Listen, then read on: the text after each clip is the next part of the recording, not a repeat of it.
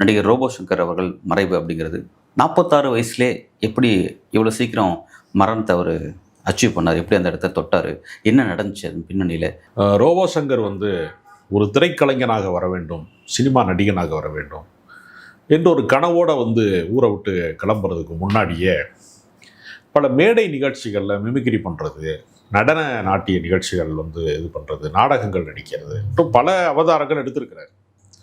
அதில் அவர் நடன நிகழ்ச்சிக்காக வேண்டி அவருடைய உடம்பு முழுக்கவே ஒரு மெட்டாலிக் பெயிண்ட்டுன்னு சொல்லக்கூடிய ஒரு சிமெண்ட் கலரில் ஒரு பெயிண்ட்டை பூசி, அதை பூசுறதுக்கு முன்னாடி உடம்பு முழுக்க எல்லா மயிர் கால்களையும் ஷேவ் பண்ணி அப்படியே முழுன்னு வச்சுருந்து அது மேலே தான் அது பூச முடியும்.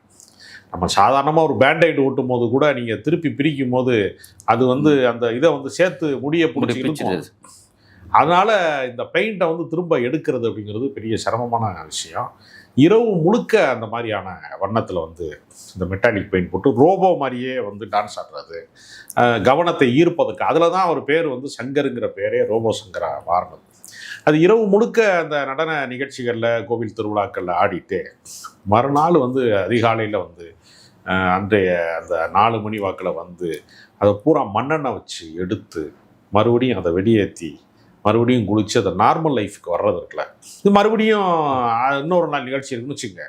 இப்படி மறுபடியும் இருக்கும்போது ஸ்கின்னு அவருக்கு பெரிய அளவில் கெட்டு போச்சு.